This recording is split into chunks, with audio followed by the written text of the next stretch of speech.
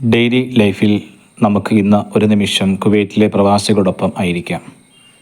ജീവിതത്തിൽ ഏറ്റവും പ്രതീക്ഷയോടുകൂടി ഓരോ പ്രഭാതത്തിലും എഴുന്നേൽക്കുമ്പോൾ കുടുംബത്തിന് വേണ്ടി, ദേശത്തിന് വേണ്ടി, വ്യക്തിജീവിതത്തിൻ്റെ തലങ്ങൾക്ക് വേണ്ടി ഒക്കെ വെയിലിൽ ജീവിതത്തെ വിട്ടുകൊടുത്ത് അധ്വാനത്തിൻ്റെ തലങ്ങളിലൂടെ ജീവിതത്തെ ക്രമീകരിക്കുന്ന അനേക പ്രവാസികൾ ജീവിക്കുന്ന ഒരിടമാണ് കുവൈറ്റ്. പെട്ടെന്നുള്ള ബിൽഡിങ്ങിൻ്റെ തീപിടുത്തം മൂലം മരണമടഞ്ഞ എല്ലാ മലയാളികളെയും ഇന്നത്തെ പ്രാർത്ഥനകളിൽ നമുക്ക് ചേർത്ത് വയ്ക്കാം. അവരുടെ കുടുംബങ്ങളെ സമർപ്പിച്ച് പ്രാർത്ഥിക്കാം. ഈ വേർപാട്, ഈ വേദന അവരുടെ ജീവിതങ്ങളെ കൂടുതൽ അതിജീവിക്കുവാൻ തക്കവിധം ആയിരിക്കുന്ന മേഖലയിലെ വേദനയും പ്രയാസവും പരിശുദ്ധാത്മാവിന് വലിയ കൃപയാൽ മാറ്റപ്പെടുവാൻ തക്കവിധം പരിശുദ്ധ കൃപയോട് ചേർത്ത് വെച്ച് നമുക്കവരെ പ്രാർത്ഥിക്കാം.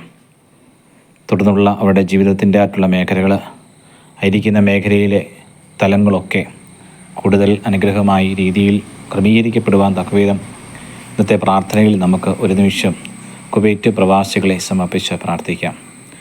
അനേക മലയാളികൾ, പ്രത്യേകിച്ച് കേരളത്തിൽ നിന്നുള്ള അനേക മലയാളികൾ ജീവിതതലങ്ങൾ പൊതുവെയിലത്തിൽ കഷ്ടപ്പെട്ട് പ്രയാസപ്പെട്ട് അവരുടെ ജീവിതങ്ങളെ അനുഗ്രഹമാക്കുവാൻ പ്രയാസപ്പെടുന്ന ഒരു മേഖലയാണ് കുവൈറ്റ്. കുവൈറ്റ് ഈ സമയങ്ങളിൽ ഏറ്റവും കൂടുതൽ ചൂട് അനുഭവിക്കുന്ന ഒരു സമയമാണ്. പൊതുവെയിലത്തിൽ ജീവിതങ്ങളെ വിട്ടുകൊടുത്ത് ഉരുകി കുടുംബങ്ങൾക്ക് വേണ്ടി എരിഞ്ഞു തീരുന്ന ജീവിതങ്ങളാണ് ഓരോ മലയാളികളുടെയും.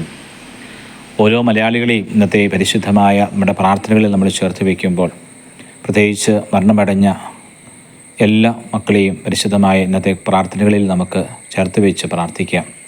അവിടെ തുറന്നുള്ള അവിടെ ഭൗതിക ശരീരങ്ങളുടെ മേഖലകൾ, അവിടെ മൃതസംസ്കാര ശുശ്രൂഷകൾ, അവരുടെ കുടുംബങ്ങളുടെ മേഖലയിലെ വേദനകൾ ഒക്കെ നമുക്ക് പ്രാർത്ഥന കൊണ്ട് മാത്രമേ ആ മേഖലയിൽ എന്തെങ്കിലുമൊക്കെ ചെയ്യാൻ സാധിക്കുകയുള്ളൂ.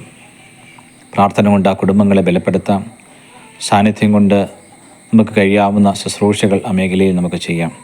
ചേർത്ത് വെച്ചുകൊണ്ട് അനുഗ്രഹമായ രീതിയിൽ അവരുടെ ജീവിതങ്ങളെ ക്രമീകരിക്കാൻ തക്കവിധം കർത്താവിൻ്റെ പരിശുദ്ധാത്മാവിൻ്റെ വലിയ കൃപയും ശക്തിയും പ്രത്യേകമായിട്ട് കമ്പനി ബന്ധപ്പെട്ട മേഖലയിൽ മരണമടഞ്ഞ എല്ലാ മക്കളെയും ചേർത്ത് വെച്ച് നമുക്ക് പ്രാർത്ഥിക്കാം.